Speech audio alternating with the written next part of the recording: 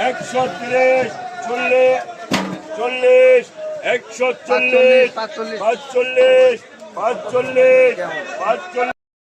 আমি আছি এখন সেই ঐতিহ্যবাহী পাকুল্লা মাছের আড়ত। এখানে ভোর হতেই শুরু হয়ে যায় বেচাকিনি মাছের পাইকারি আড়ত। এখানে এখানে অবশ্য যারা খুচরা কেনার জন্য এখানে আসবে তাদের জন্য একটু সুযোগ সুবিধা নাই বললেই চলে। এখানে যারা বড় ব্যবসায়ী আছে, পাইকার আছে, তাদের জন্য সুযোগ সুবিধা একটু বেশি। এবং কি যারা আমাদের মতো খুচরা কিনবেন তাদের জন্য অন্য ব্যবস্থা আছে। রোডের সাইডে আপনার একটা খুচরা দোকান, ওখান থেকে কিনে নিতে হবে। এখানে কিনতে গেলে অবশ্য মোটা দাগের মাছ কিনতে হবে, তারপরেই হচ্ছে গিয়ে আপনার একটু বেনিফিট হবে।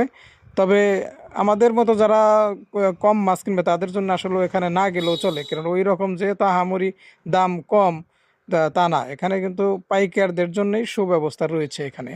অবশ্য তারা নিয়ে কিছু 2-1 টাকা লাভবান হবে, এটাই বাস্তব।